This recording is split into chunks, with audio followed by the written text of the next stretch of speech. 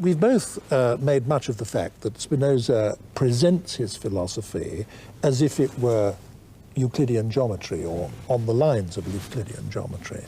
Now, with a system that is set out deductively, in which everything follows from everything else, there simply isn't any room for free will, is there? What was Spinoza's attitude to the whole free will question or the whole free will problem? Well, I think that can be put very clearly in a couple of sentences to start with.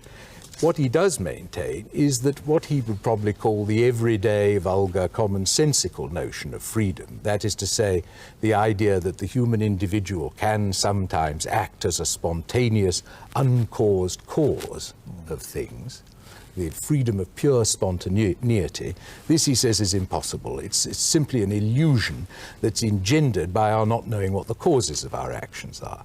But on the other hand, this is the other sentence, Spinoza says there is such a thing as human servitude or bondage, and that consists in being induced to act by some causes rather than others.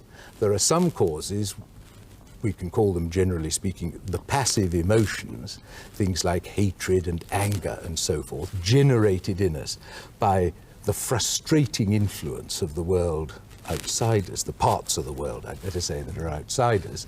And he also believes that we have active emotions, which are those generated by an understanding of our circumstances in the world, a knowledge of what's going on.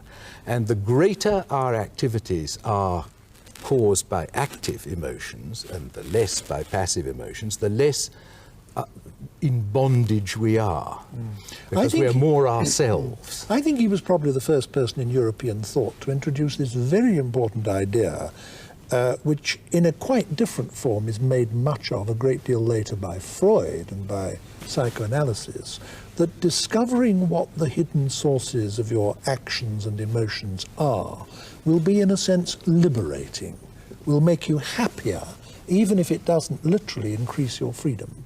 I think you're right. I mean, you could see Spinoza's attitude to man's position in the world as a stoic one, the idea that the world around us is not particularly interested in us, therefore we must diminish its power to make us suffer by controlling the emotions it excites in us. That's a stoic idea, but you're quite right in saying there's something more in Spinoza, because it's not the idea of, by a terrific effort, repressing or overcoming these sad, unfortunate, passive emotions. It's by the exercise of the mind, gaining an understanding of the world which just makes these emotions peter out or fade away, and their place come to be occupied by the active emotions, the most elevated of which, as he describes it, is what he calls the intellectual love of God, which is a rather mysterious business. It's the emotion that attends metaphysical understanding, a total comprehensive understanding of the world.